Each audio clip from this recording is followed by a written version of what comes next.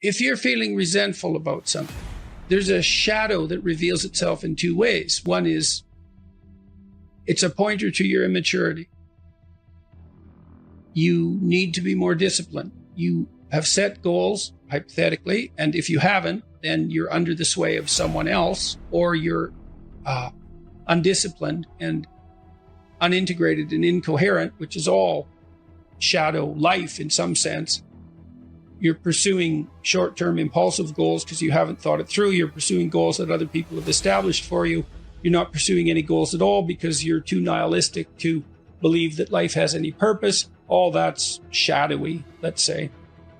But maybe you have set goals and now you're resentful about all the work that you have to do in order to acquire those goals, and maybe that manifests itself as a broad-scale critique of social structure.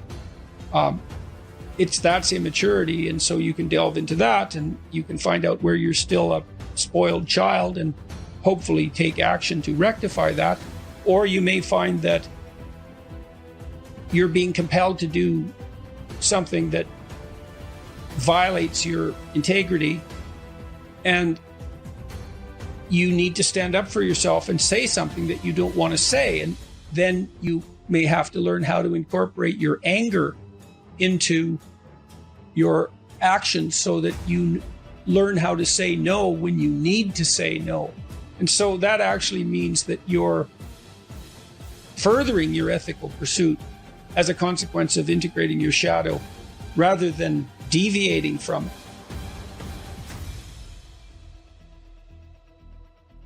Aggression, which can be repressed, sexuality, lust, let's say, which can be repressed. Those things are extremely useful servants when they're integrated into the whole. If you're without aggression and anger and incapable of it, that doesn't mean that you're on a good path and that anger knocks you off it. That can happen, but it's much more appropriate and sophisticated to note that the probability that you're going to pursue a higher good is magnified by your integration of all your emotional and motivational states, even the ones that can cause a tremendous amount of trouble when they're left to manifest themselves in isolation. You're way too agreeable. Well, I would say you could practice saying what you really believe, that you can take a vow to tell the truth. And that will make you much less agreeable. Agreeable people are perfectly willing to sacrifice what they know to be the case to maintain short-term social harmony. And it's not so much that they repress what they think, it's often that they don't even allow themselves to fully realize what they think. So commitment to the truth can make an agreeable person, will stop an agreeable person from being a doormat. I mean, if you're in a relationship and the person is irritating you with something they've done, you might be highly motivated not to say anything about it because you want to keep the peace. You don't want to upset them. You don't want the conflict. That's all characteristic of high agreeableness. But once you decide to tell the truth, then if you're annoyed, you don't get to hide it.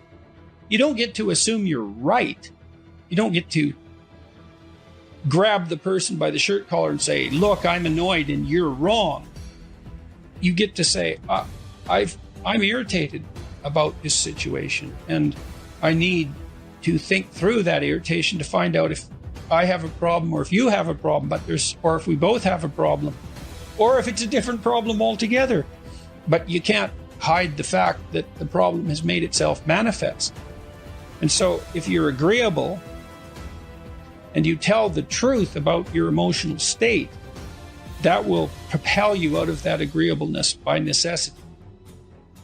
You know, sometimes there's a crisis and well-meaning mental health professionals rush in to discuss the trauma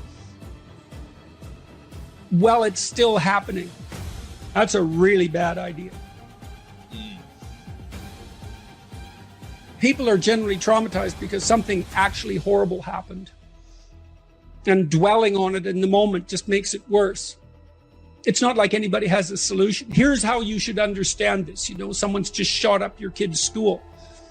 Here's how you should understand this. That'll make it all better. It's like, no, it won't. If you have old baggage, that often comes up if you're having an argument with someone, doesn't it? You know how it is. This is partly why people don't like to have a dispute within a relationship, because it's a thread and you pull on that thread and just, God. We had another rule. Do not agree with something you don't agree with. Ooh. Like if we decide, you and me, that we're doing this, we don't go back and say, well, I didn't really mean it. We don't get to play revisionist with our history. So if you don't agree, fight, object, or hold your peace. Because you see what happens with couples is there's a little fight, and then one says to the other, yeah, but you did this.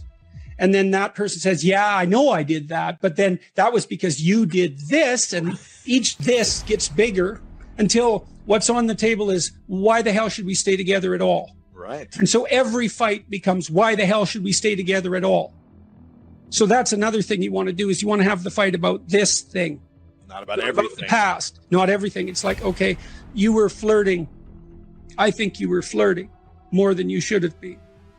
Okay, so I go away and I think, well, okay, maybe I was. Okay, well, then we have to have a discussion about why. And maybe we can solve that. But mostly what we have to do is figure out how to not have that happen again. Okay, so we're going to go see the same couple again. What is it that you want me to do? So I'm the flirtatious one, let's say. What do you want me to do? Well, you have to figure that out. It's like, no, I'm stupid. Like you. We're equally stupid. I need to know what would satisfy you. And you need to figure out what would satisfy you, so I know. And that's also extremely useful, is establish your conditions of satisfaction, make them explicit, let the other person know. Yeah, you can't read someone's mind. We're very bad at that. We're bad at reading our own minds, for that matter. Yeah. So if I have a fight with Tammy, let's say, sometimes I remember to say, okay, what do you want me to do right now? What can I do? What should I say and mean? And you think, well, you shouldn't let the other person put words in your mouth. Well, fair enough. I'm not asking for something false. I'm saying, I'd like to not have this happen. Can you see a way out? Is there something I could do to increase the probability that that's the route we could take? And, sometimes that works. But the other person has to let you know what they would find satisfying. What your brain wants from you in relationship to a traumatic memory is indication that you're no longer vulnerable to the same problem. That's what memory is for, right? You remember something bad and you process it so that you change your interpretation or your behavior or the situation or whatever you can change so that it isn't going to happen in the future. And if you do that thoroughly, you'll generally let yourself rest. You have the memory to protect yourself from it happening again. Well, that's the purpose of memory in general. You make sense of your past behavior so that the good things that happen to you can be duplicated and the bad things can be avoided. It's not to make an objective record of the world. It's to make a functional map of the world that you can apply to the future. That negotiation is the eradication of the need for that pretense. It's like, you got a problem with me, let's sort it out. Because we're going to carry it with us. You want to do that? So people wonder why I engage in conflict. I hate conflict. And I find it very stressful. But conflict delayed is conflict multiplied. Ooh, that's so true. It's worse to have lingering conflict for months, years, decades than the pain of direct conflict that can hopefully resolve and move on. Yes, absolutely. Well, and as the conflict is delayed, the reasons multiply. And the persons who are involved, because they're avoiding demean themselves and get weaker and less confident. And so it's a vicious circle. It's better to notice. There's a line in the New Testament. Christ talks about prayer. And so you imagine that as communion with God. So you could imagine that as an attempt to confer with the ideal, or maybe to even occupy that space for a while. Well, Christ says, if you have a problem with your brother, fix that first. Go pray later. Yeah, well, that's it. That's wise. And that's a good thing, if you're angry with the people who are close to you, if you're resentful. I read a lot about that in chapter 11. Resentment is so useful. It's so useful. It's so horrible. It's so toxic. It's so destructive, but it's so informative. If you're resentful, you're either being oppressed and not standing up for yourself, or you're whiny and should grow up. And both of those things are really useful to realize. And all you have to do is notice that you're resentful and want to do something about it. Okay, I'm resentful. Okay, am I immature? Are people picking on me, or I am immature? If people are picking on me, do I have something to say or something to do? I should do it. It's a gateway to improvement, resentment. Or you can let it, you can foster it and let it devour you and take you places that no one with a clear mind would ever want to go. Hell. That's resentment. Man, that's the pathway to hell. And if you don't believe in hell, you don't have any imagination. That's my sense of things.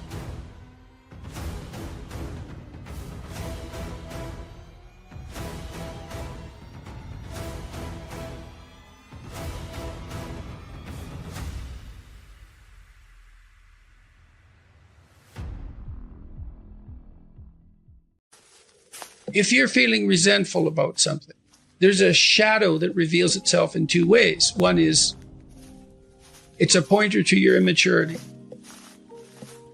You need to be more disciplined. You have set goals, hypothetically, and if you haven't, then you're under the sway of someone else, or you're undisciplined and unintegrated and incoherent, which is all shadow life in some sense. You're pursuing short-term impulsive goals because you haven't thought it through. You're pursuing goals that other people have established for you.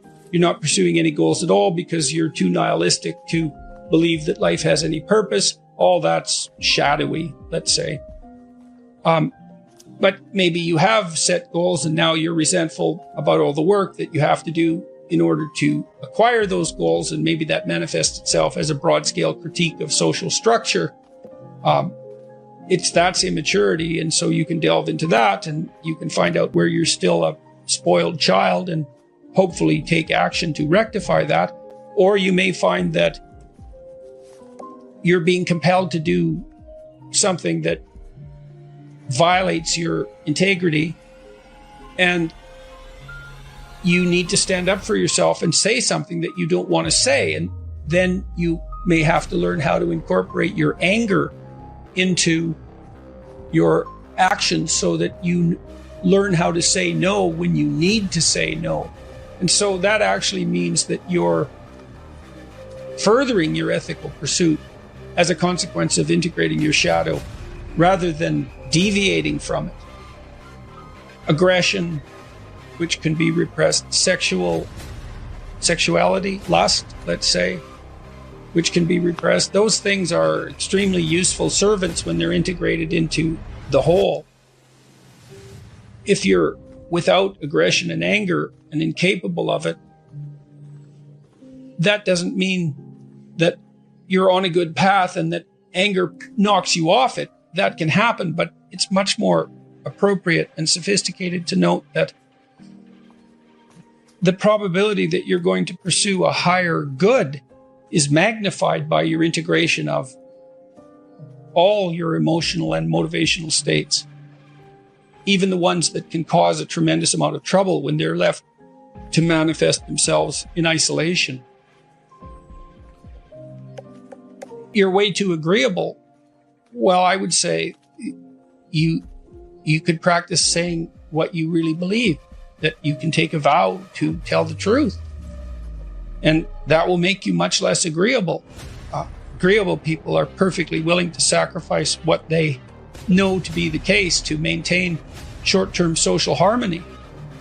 And it's not so much that they repress what they think, it's often that they don't even allow themselves to fully realize what they think. So commitment to the truth can make an agreeable person, will stop an agreeable person from being a doormat. I kind of outlined the reasons why people become deceitful, arrogant, and resentful. And we have our reasons. It's in some sense, it's a miracle that it doesn't happen all the time. And so I say, well, here's the problem. You know, death chases you, you're mortal, and illness will be a part of your life and a part of the lives of people you love. And it will be terrible, terrible, maybe beyond your imagining. You're stuck with that, man. And culture, there's a tyrannical aspect. It crushes you and turns you into a cog and maybe destroys the best in you to some degree. You're stuck with that. And then Christ, you're just a massive contradictions and trouble. You can't get yourself organized. You're doing all sorts of things you don't want to do and not doing the things you know you should do. And, putting obstacles in your path just so you can trip over them. Well, there's the landscape. Well, why would you turn to the dark side, let's say, in the face of that? It's like, no wonder, obviously. But it doesn't help. It seems to make everything worse. So, and it doesn't seem, if you're objecting to the fact that things are bad, it doesn't seem that making them worse is a tenable solution. It's an attractive solution at times because people think deeply, oh, to hell with this. It's so awful that I'll just add to the misery out of spite. And man, if you don't see the compulsion of that argument, either you're not, I don't know, maybe you're fortunate. You're sheltered.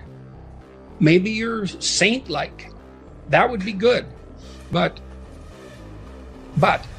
it and you see this in clinical practice all the time.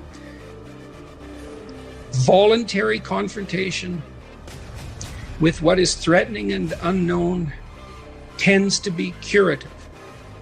And not always. There are mistakes people make. So for example, you often see these trauma teams rush in to talk to people just after, say, a mass shooting or some kind of terrorist attack. And it does not help people to have them review the trauma that they're currently experiencing.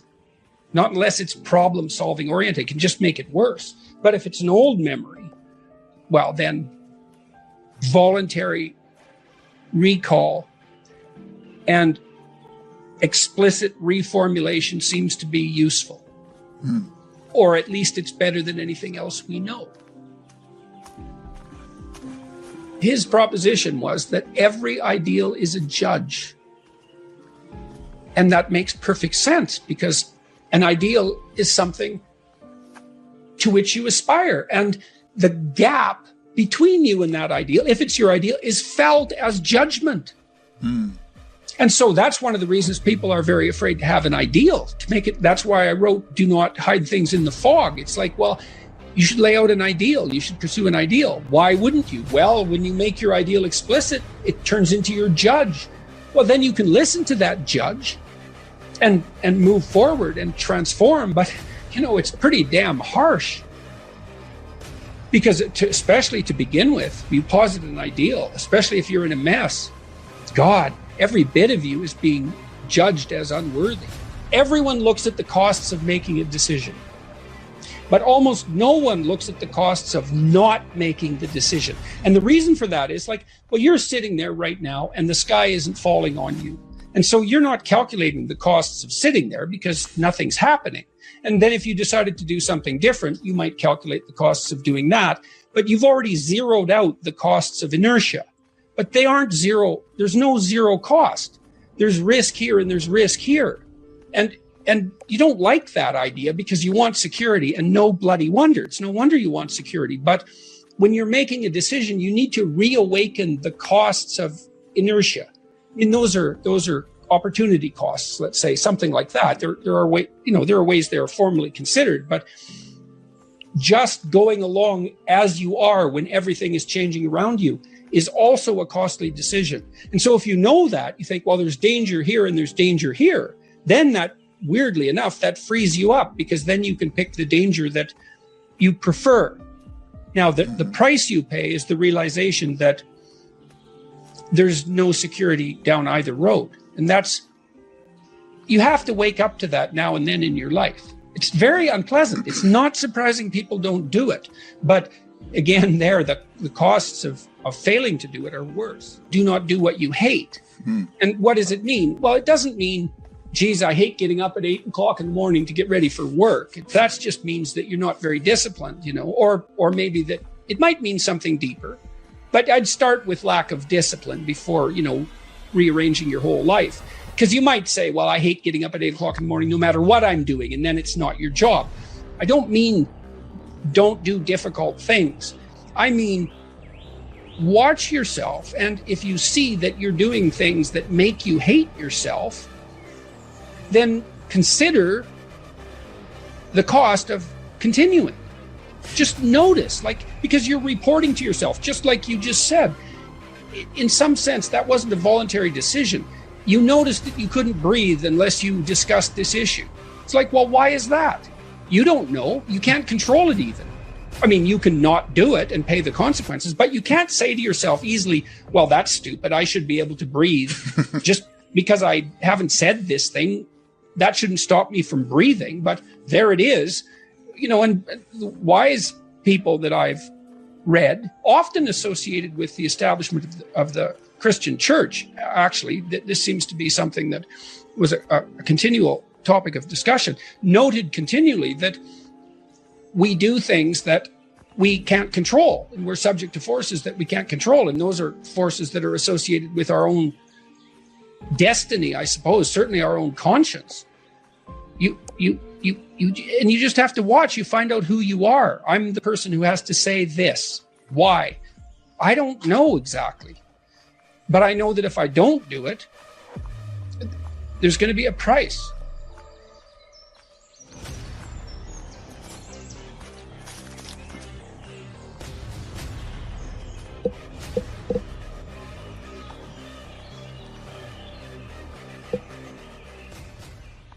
Resentment is a key human motivation, and I would say it's a great teacher.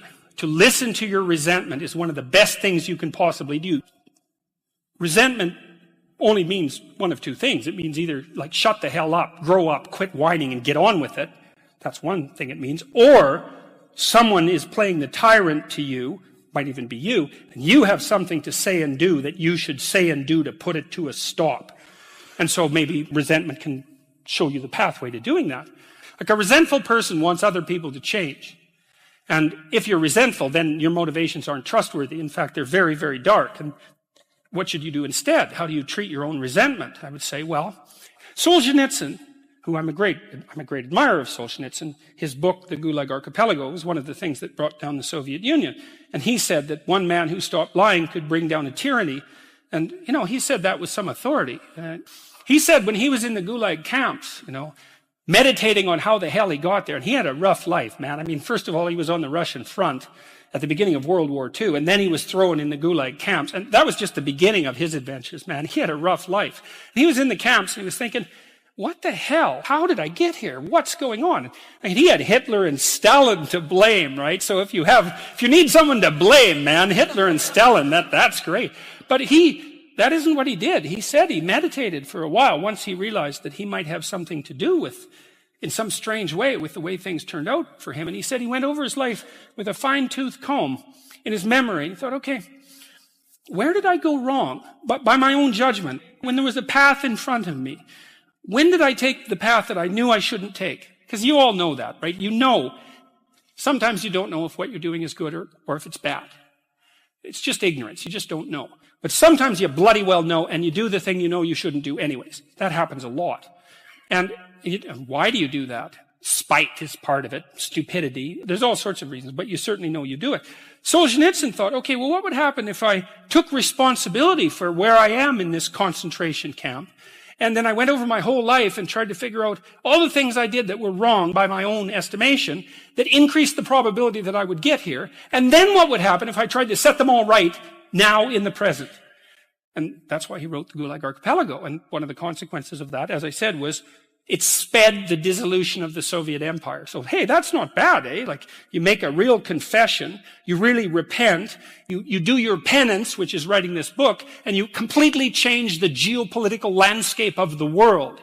It's like, and that's worth thinking about, because it's not only Solzhenitsyn who did that. Nelson Mandela did something quite similar. It's not so impossible. And so, the idea that what you should do if you're feeling resentful about the nature of being or suffering too much for your own life, let's say, is straighten the damn thing out. Like, seriously, try it for a year even. Try it for a week. Try not doing the things you know you shouldn't do. Try not saying the things you know to be false. And just watch what happens. You might as well give it a shot, right? Because you say, well, I'm all in for a year. You know, I'm going to do things right. And then I'll just stand back and I kind of watch how things unfold. And maybe I'll reconsider at the end of that year. It's like, try it. Try it. I mean, I would say I've had thousands of letters now from people who are saying, hey, I tried that, you know, and hey, you know, it worked. I read this great line in a T.S. Eliot play called The Cocktail Party. And in it, this woman comes up to a psychiatrist and she says, you know, I'm having a really rough time of it. I'm suffering badly. My life is not going well. And then she says, I hope that there's something wrong with me.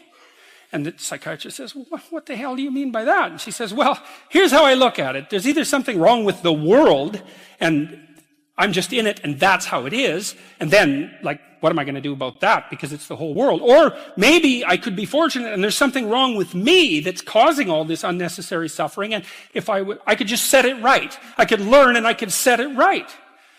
And so, well, I've been thinking about that for a very long time. And I think, well, if your life isn't going the way it is, you know, you can find someone else to blame, which is pretty convenient for you and also relatively easy. Or you could think, okay, I don't like life.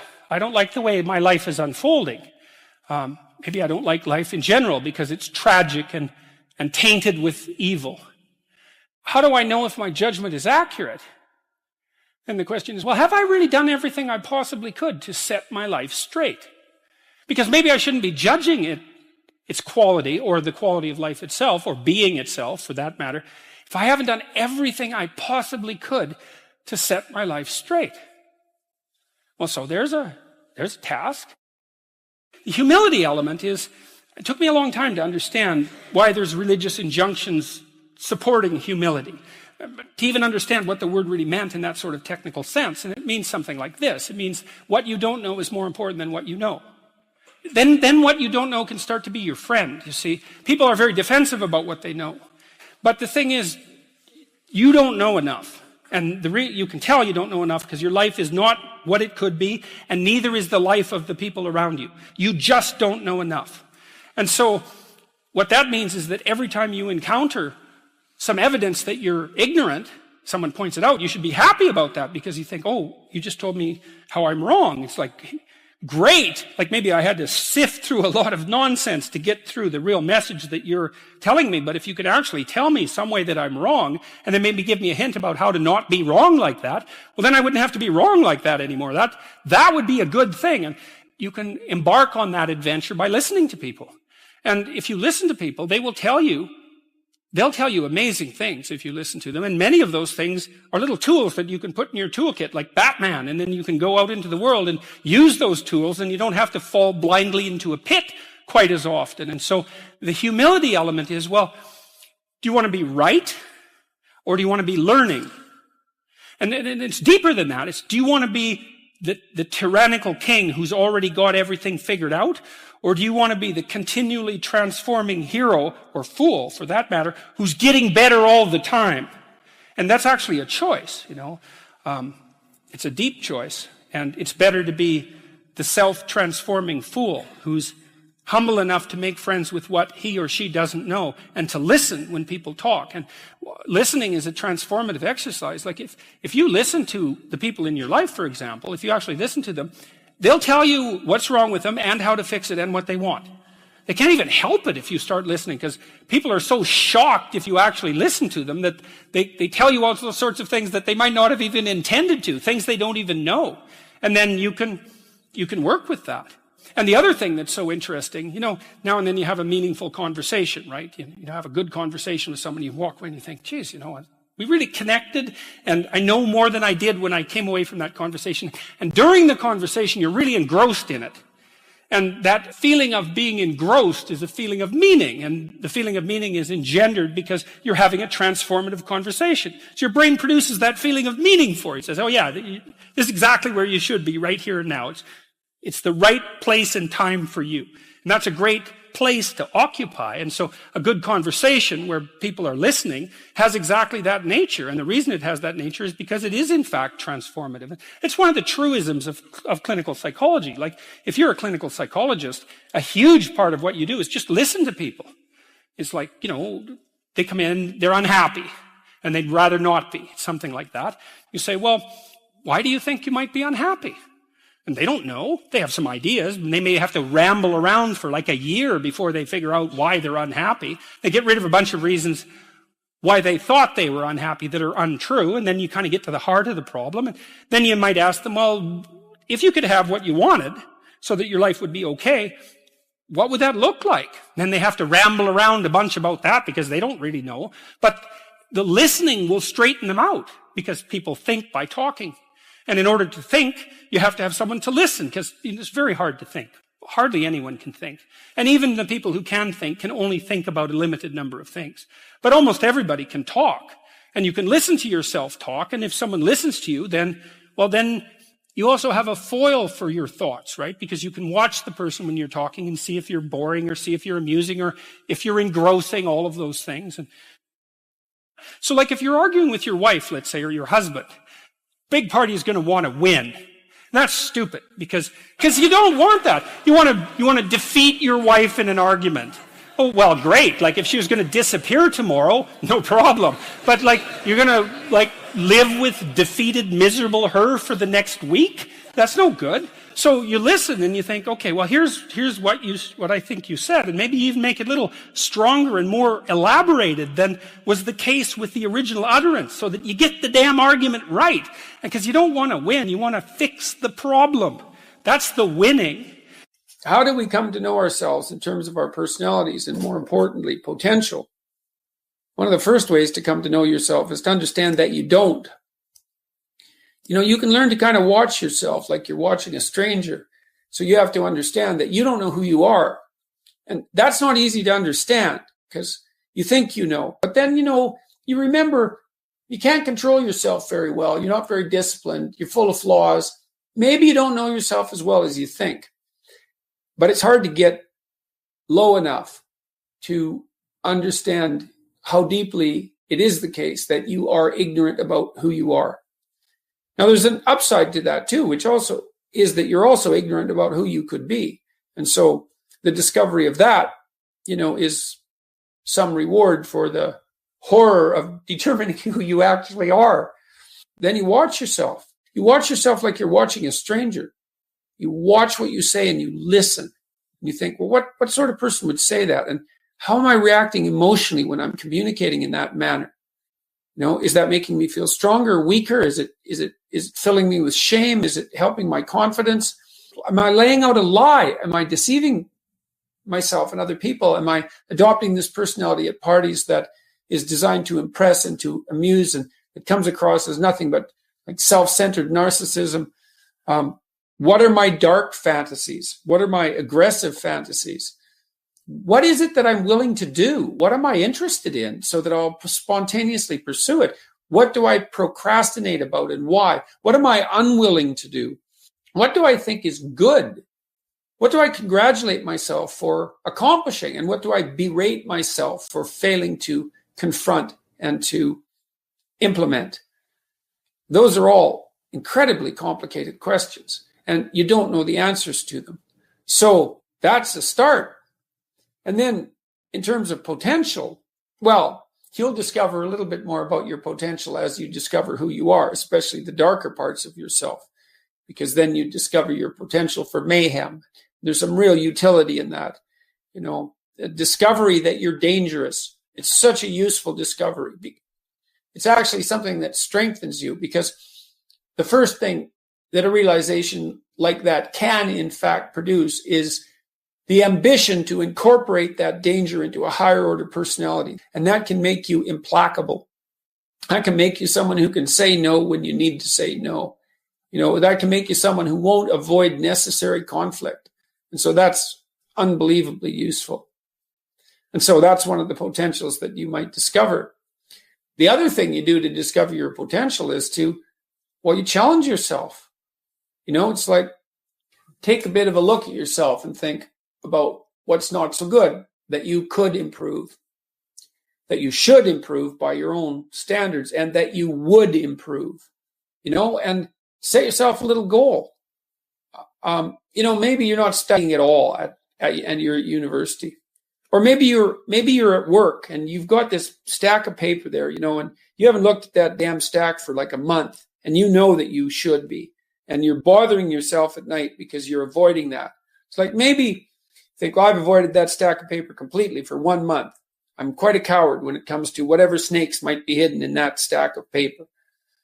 How about tomorrow I just put that stack of paper in front of me on my desk, and I glance through it for 15 seconds. See if I can do that. It's like, well, you set yourself a goal of improvement. It's a humble goal. There's things you could do to improve, and you know what they are. And there's small steps that you could take, that you might take, that would put you in that direction. And then the question is, are you big enough to take those small steps? Are you capable of grappling with the fact that you're fundamentally flawed to the point where you have to break things down into almost childlike steps in order to manage them? And the answer to that is, yeah, you are. Most people have things they avoid, and they're afraid of. So I would say, to some degree, it's the lot of everyone. People vary in the degree to which they've conquered that. And you do meet people from time to time who are extraordinarily disciplined. But most of the time, they've got disciplined in exactly this manner. It's through slow, incremental improvement. And then you challenge yourself. It's like, well, could I do this? That would be better. And then you find out. And then you think, well, is there something slightly larger and more challenging that I could do that would be better? And you try it and you find out. And as you try it and you find out, generally you get better at it, and you can take on larger and larger challenges. You take responsibility for yourself. That's part of standing up straight with your shoulders back. It's like, take on the world, man, but only at the level that you can manage. When you're ignorant and biased and deeply flawed and immature, it's where everyone starts. You don't want to bite off more than you can chew, but it doesn't mean that you can't wrestle with part of reality. Some part that's small enough so that you have a good shot at victory.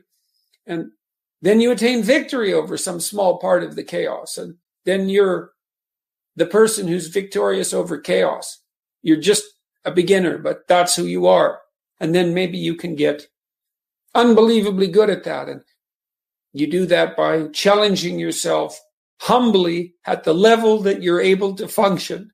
It's easier to understand if you think about a child that you're trying to rear properly, and you want to make that child, help that child reveal their highest potential, whatever that is, whatever that means.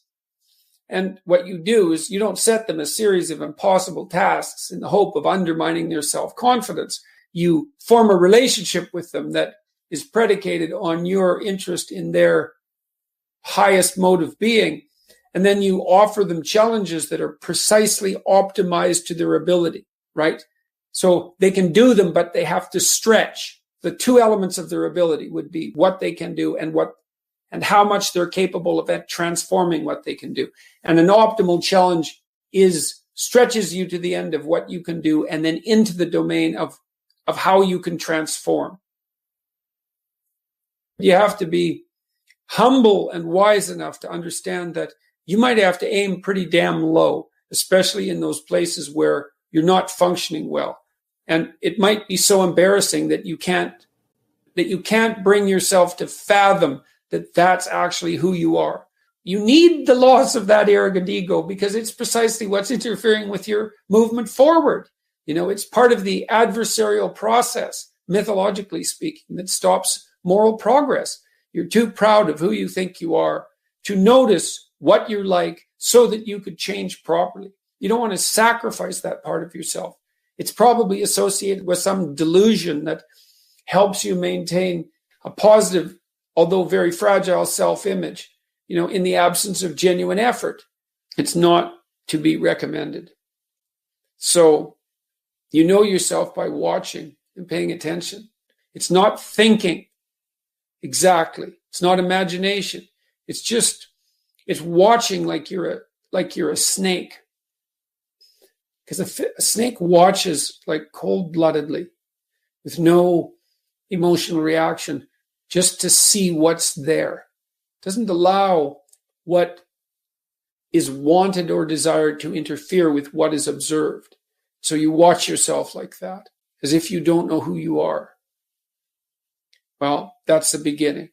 And then you challenge yourself continually to see how far past yesterday you can push today and tomorrow, and to continually experiment with expanding the domains not only of your competence, but of your ability to increase that competence. The upper limit to that is proportional to the moral effort that you put into it. The more that's guided by the highest of all possible visions, right? The alliance with the highest of all possible conceivable good. The more it's accompanied by truth in speech and action, the more you will develop your potential. And I believe that potential to be as unlimited in the upward direction, more unlimited in the upward direction than it is unlimited in the direction that brings people to the political and social hells that so often characterize the world that we inhabit. And so you also, I suppose, have to be willing to undertake that as an adventure, because it's a hell of a thing to bear that kind of responsibility. It takes a person out of the ordinary. It takes them out of themselves. But there's deep meaning to be had in it, and there isn't anything better that you can do. All right, you're going to have to put some effort into your life, and you need to be motivated to do that. And so what are the potential sources of motivation? Well, you could think about them in the big five manner. If you're extroverted, you want friends. If you're agreeable, you want an intimate relationship. If you're disagreeable, you want to win competitions. If you're open, you want to engage in creative activity.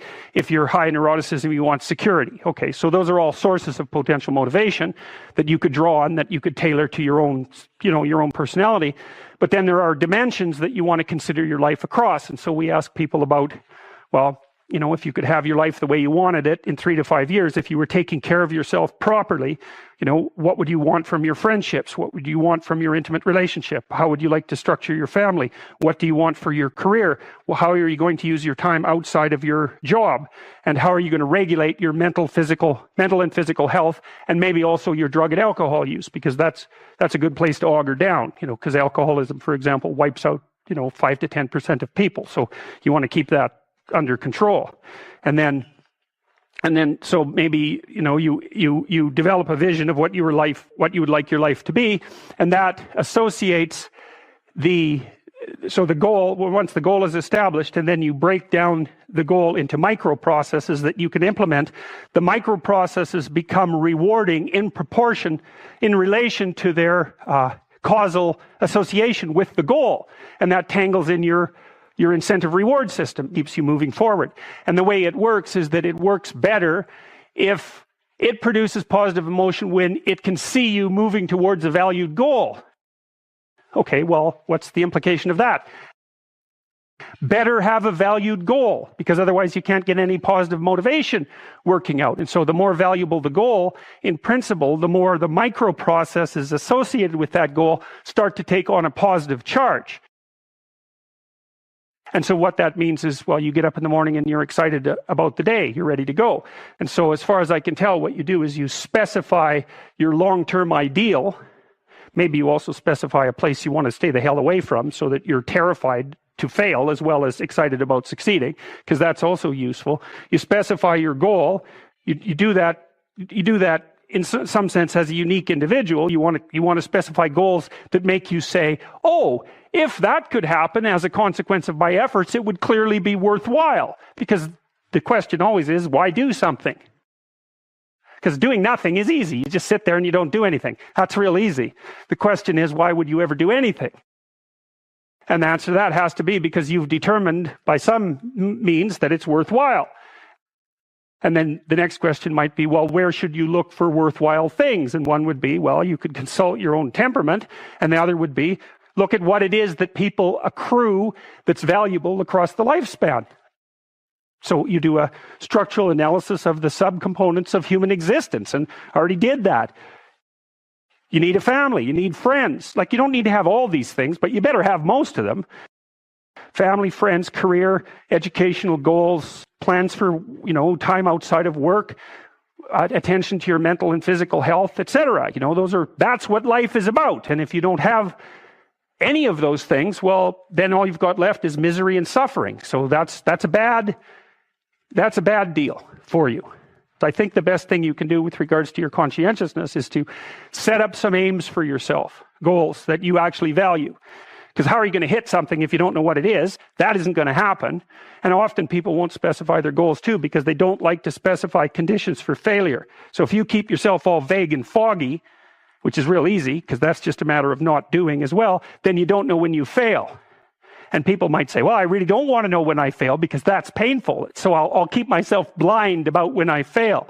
That's fine, except you'll fail all the time then. You just won't know it until you've failed so badly that you're done. And that can easily happen by the time you're 40.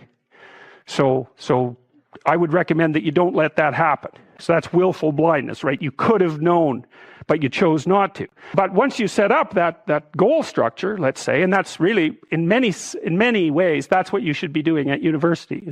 That's exactly what you should be doing, is trying to figure out who it is that you're trying to be, right? And you aim at that. And then you use everything you learn as a means of building that person that you want to be. And I really mean want to be. I don't mean should be, even those things are going to overlap. Okay, so once you get your goal structure set up, you think, okay, if I could have this life, it looks like that might be worth living, despite the fact that it's going to be, anxiety provoking and threatening, and there's going to be some suffering and loss involved and all of that. Obviously, the goal is to have a vision for your life such that all things considered, that justifies your effort. Okay, so then what do? Well, then you turn down to the micro routines. It's like, okay, well, this is what I'm aiming for. How does that instantiate itself day to day, week to week, month to month? And that's where something like a schedule can be unbelievably useful. Okay, so what's the rule with a schedule? It's not a bloody prison. That's the first thing that people do wrong. They say, well, I don't like to follow a schedule. Well, it's like, well, what kind of schedule are you setting up? Well, I have to do this, then I have to do this, then I have to do this, and then I just go play video games, because who wants to do all these things that I have to do? It's like, wrong. Set the damn schedule up so that you have the day you want. That's the trick. It's like, okay, I've got tomorrow. If I was going to set it up so it was the best possible day I could have, practically speaking, what would it look like? Well, then you schedule that. And obviously, there's a bit of responsibility that's going to go along with that, because if you have any sense, one of the things that you're going to insist upon is that at the end of the day, you're not in worse shape than you were than at the beginning of the day, right? You have to negotiate with yourself and not tyrannize yourself. Like you're negotiating with someone that you care for, that you would like to be productive and have a good life. And that's how you make the schedule. It's like, and then you look at the day and you think, well, if I had that day, that'd be good. And if you hit it even with 50% accuracy, another rule is, well, aim for 51% the next week, or 50.5% for God's sake, or because you're going to hit that position where things start to loop back positively and spiral you upward. So that's one way that you can work on your conscientiousness, is plan a life you'd like to have. And you do that partly by referring to social norms. That's more or less rescuing your father from the belly of the whale. But the other way you do that is by having a little conversation with yourself about, as if you don't really know who you are, because you know what you're like. You won't do what you're told. You won't do what you tell yourself to do. But, my point is that you have to understand that you're not your own servant, so to speak. You're someone that you have to negotiate with. And you're someone that you want to present the opportunity of having a good life to. And that's hard for people because they don't like themselves very much. So, they're always like cracking the whip and then procrastinating. One of the things you should be asking yourself is, when you spend an hour, was that, what if I paid someone $50 to have had that hour? And if the answer is no, it's like, maybe you should do something else with your time. And it depends on whether or not you think that your time's worthwhile. But the funny thing about not assuming that is, if you assume your time isn't worthwhile, what happens is you don't just sit around sort of randomly in a state of responsibility-less bliss. What you do is you suffer existentially. Don't do nothing.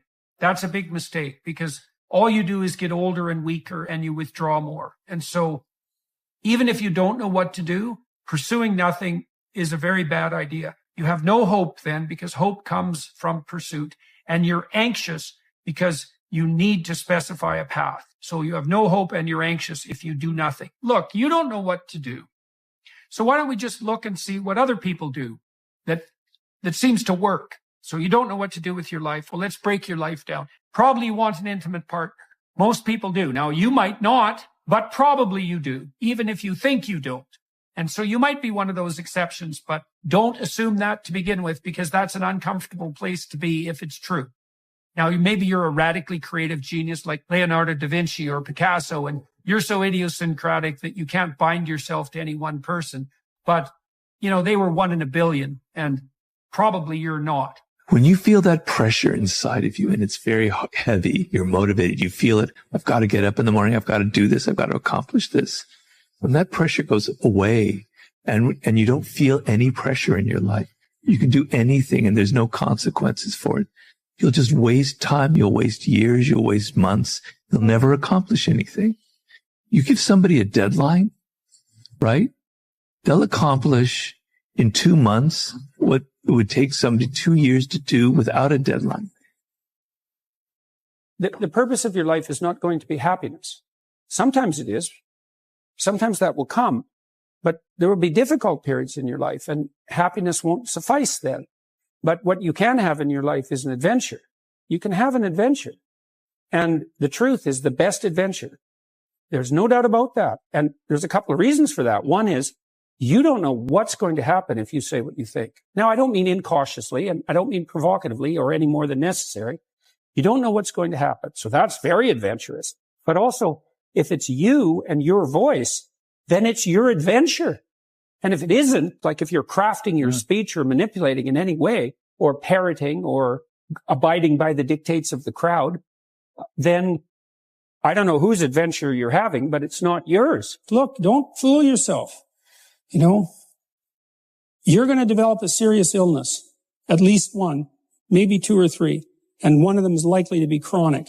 And if it isn't you, it's going to be someone you love. It's going to be your husband. It's going to be your parent. It's going to be your kids. That's coming. And so is a lot of death and pain. And so, just exactly what sort of person are you going to be when that shows up? And that's the right question. It isn't, how are you going to be happy in your life? It's like, good luck with that. It's a stupid ambition anyways, as far as I'm concerned, because it's too shallow. Happiness, you're lucky. That comes and goes like the sun coming out from behind a cloud. If you're happy, man, more power to you. Enjoy it. Enjoy it. It's a gift from the cosmos to be happy. But a pursuit? No, the pursuit is, when the damn flood comes, you want to be the person who built the ark. Why are you afraid of being weak? If you make yourself weak, life is very hard. If you make yourself weak and you suffer stupidly because of it, you will become bitter. And once you become bitter, you will become vengeful. And after vengeful, there is no limit. That's one of the things I learned from studying totalitarianism in the 20th century, because I studied it from the psychological perspective. The motivations of the cruelest Auschwitz guard. What was he up to? Or the Or the person who went and shot up the elementary school in Connecticut. What was he up to exactly? Just exactly where did he dwell and why? It's like, well, weakness made him suffer stupidly, and that made him cruel, and that was just the beginning. Now, here's the key to the law of accumulation. Everything that you do counts. And when you read a book, when you listen to an audio program, when you go to a course, when you go to bed early and get up early and you work, it all counts. And it's all going on the plus side of your ledger. But when you watch television, waste time, hang out, fool around, and so on, it's going on the negative side of your ledger. If what you are doing is not moving you toward your goals, then it's probably moving you away from your goals. Nothing is neutral. But if you want to see if you're a brave person, what they call the 4 o'clock in the morning courage, wait when things go completely to pieces, when things are the worst, when your very best deal falls apart and your rent is late and you're tired and you're sick and everybody is mad at you and your car doesn't work, then it's the person that picks themselves up and says, nothing is going to stop me. The best quality in the world that you can develop is to develop the quality of being unstoppable. Develop the quality of being unstoppable. Say in yourself that no matter what life throws at me, it'll never stop me. No matter how rough it gets, I will never quit. And nothing will ever stop me. I kept saying this to myself on repeat. There is no way, Mel, if you've worked this hard, that you will not be rewarded. You have to believe that this moment is preparing you for something amazing that hasn't happened yet. Keep going. And so I repeated that over and over and over and over and over again as I wanted to throw in the towel, as I would start to bash myself, as I would start to feel sorry for myself and be like, nope, there's just no way I'm going to believe that something amazing isn't going to happen. I've worked too hard. Something amazing that hasn't happened is coming. And when you get yourself into that mindset, it creates a sense of resilience and momentum and resolve that you need in order to keep going when the shit hits the fan or when you feel disappointed or when life is beating you down. The greatest influence on what we decide to do with tomorrow's opportunity is not going to be circumstance, but rather what and how we think. What we think and the conclusions we reach regarding life's challenges is going to be the sum total of what we have learned until now. The learning process plays a major role in determining our personal philosophy. Over the years, we have all managed to gather up considerable knowledge. We cannot live without the information that surrounds us, making an impact on how we think. The human mind is continually taking pictures and recording the sights and sounds around us. Every experience is etched into the neurons of the brain. Every word, every song, every television program, every conversation, and every book has made an electrical or chemical imprint on our mental computers. Each emotion, each thought, each activity in which we have been engaged has created a new circuit in the brain, which is linked to all of the other circuits that already existed. All that has touched our lives has been indelibly recorded, and all that we now are is the result of an accumulation of input, which is intricately connected by a delicate combination of chemical and electrical impulses stored in the 3-pound brain. All that has ever happened in and around us is now this uniqueness we call self, the individual human being. How we use all of this information, and the way in which we assemble the knowledge we have gathered forms our personal philosophy. The problem is that much of the information we have gathered has resulted in erroneous conclusions about life that can actually block the achievement of our goals. The only way to eliminate these mental barriers is to review, realign, and revise our personal philosophy. The best way to establish a new and powerful personal philosophy is to begin with an objective review of the conclusions we have drawn about life. Any conclusion that is not working for us may actually be working against us. Suppose, for example, a man has decided that his current employer is not paying him enough. His value system, based on years of accumulated information and experiences, then says, "That's not fair." This value judgment causes him to take specific steps in retaliation. As a result, he reduces his efforts and does only those things he feels his current paycheck justifies. There is nothing wrong with this decision. Provided his goal is to remain where he is, doing what he is currently doing, and getting paid what he is currently getting paid for the rest of his life. All of our counterproductive beliefs and choices are the result of years of accumulating misinformation. We have simply been around the wrong sources and gathered up the wrong data. The decisions we are making are not wrong based on the information we have. It is the information we have that is causing us to make wrong decisions. Unfortunately, these wrong decisions are leading us further away from, rather than closer toward, the achievement of our goals. Since it is virtually impossible to identify and erase all of the misleading information in our mental computers, the only way to change our thinking habits is to input new information. Unless we change what we know, we will continue to believe, decide, and act in a manner that is contrary to our best interests. Getting the information that success and happiness require, and getting it accurately, is essential. Otherwise, we will inevitably drift into ignorance, becoming deluded by our power, our prestige, and our possessions. The question is, where can we get new, accurate, and better ideas and information that will enable us to become more than we are? Fortunately, there is a wealth of positive information all around us, just waiting to be used. One of the best ways to expand the dimensions of our knowledge is by conducting a serious review of our own past experiences. We all have a university of experience within us. The books lining the shelves of our minds were written and placed there by all that we have experienced since birth. These experiences have suggested to us that there is a right way and a wrong way to everything we do and to every decision that confronts us, as well as to every obstacle that challenges us. One way to learn to do something right is to do something wrong. We learn from failure as well as success. Failure must teach us, or surely success will not reward us. Past failures and errors must prompt us to amend current conduct, or the present and the future will be little more than a duplicate of the past.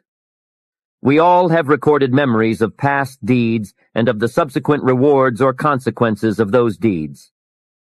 The key is to make the memories of past events our servants, lest the repetition of those events makes us their slaves. We must labor to make certain that our memories of past experiences, whether good or bad, are accurate if they are to serve us and to make the future better than our past. We must reflect on our past, reliving the moments, pondering the lessons, and refining our current conduct based on the lessons of our personal history. If we have manipulated the truth of the past, if we have tended to blame others rather than ourselves, then we are seeking an escape from reality, and we will be destined to repeat past errors and relive present difficulties.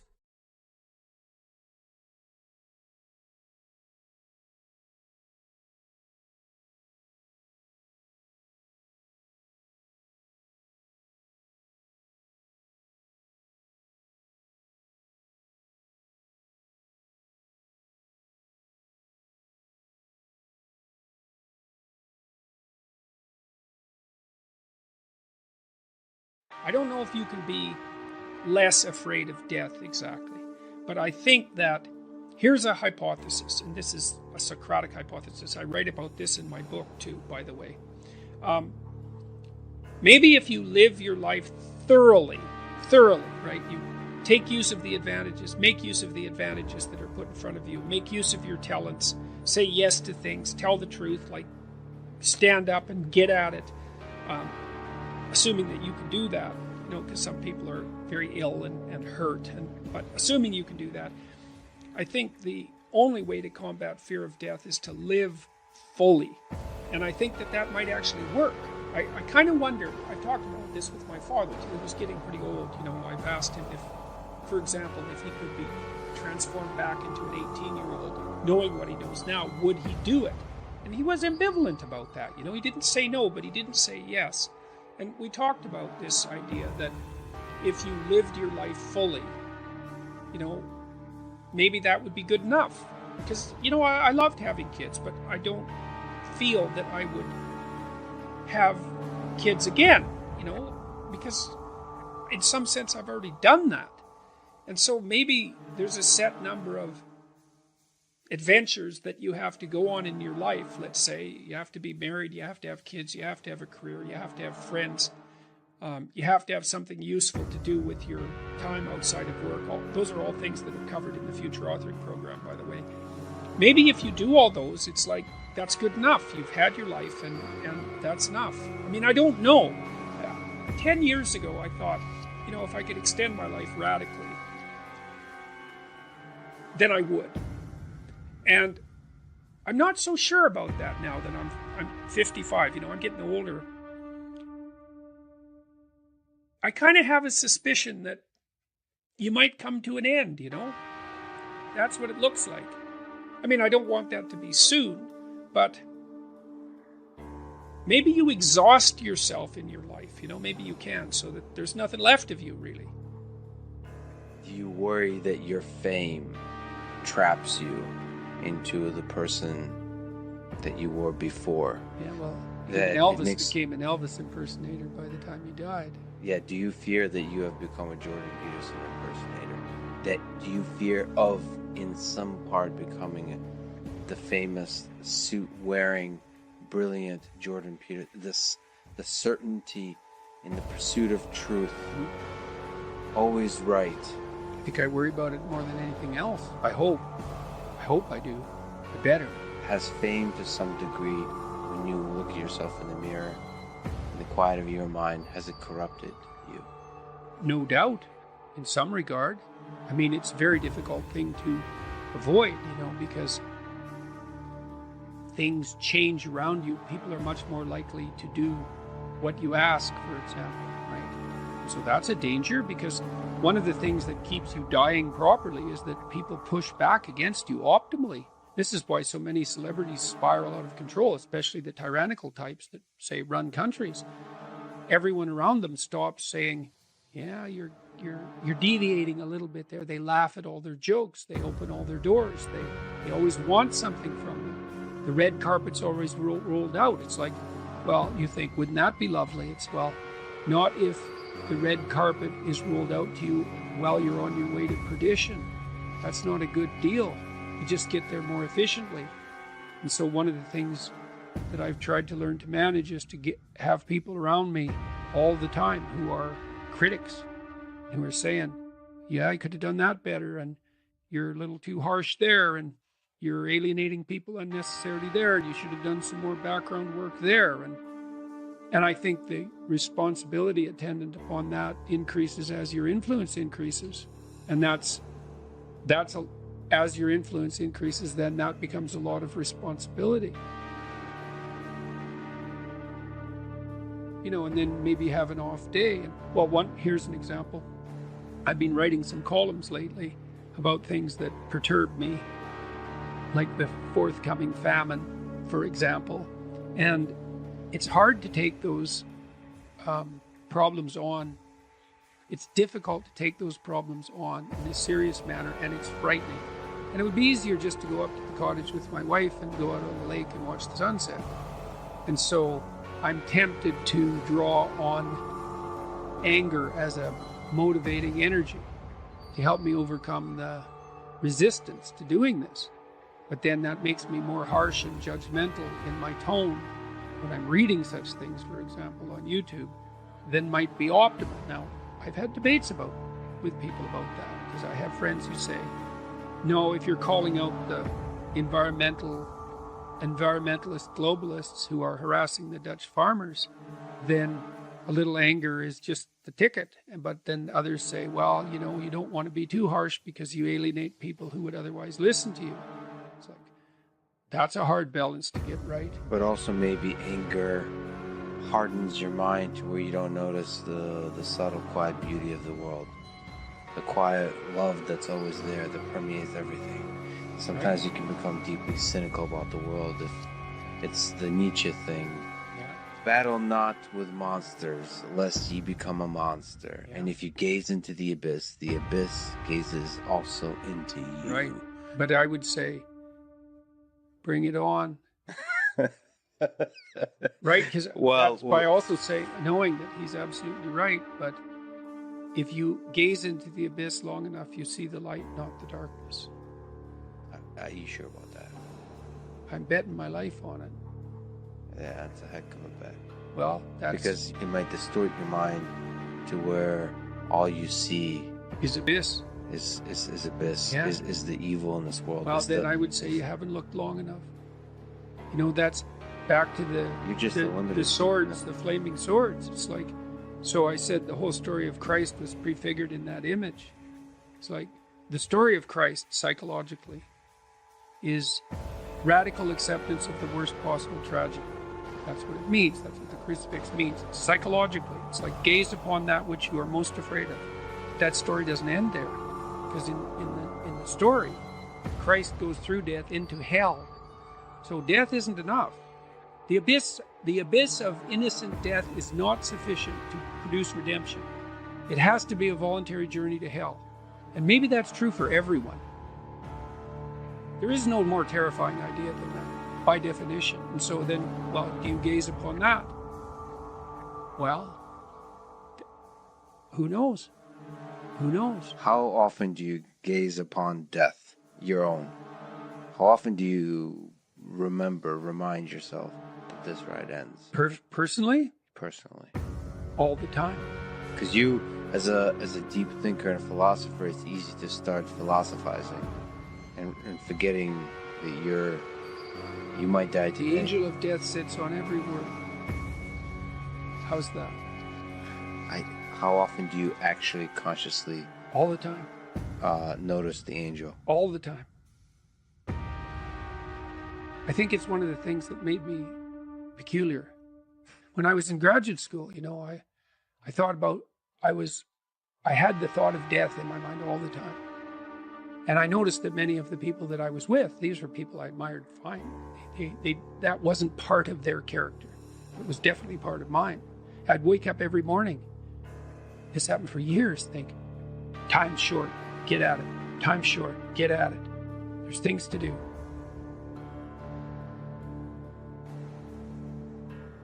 And so that was always, it's still there. And it's still there, with, I would say. And it's unbearable in some sense. Are you afraid of it? Like what's Afraid your of death? relationship? Yeah. You know, I was ready to die a year ago. And not casually. I had people I loved, you know.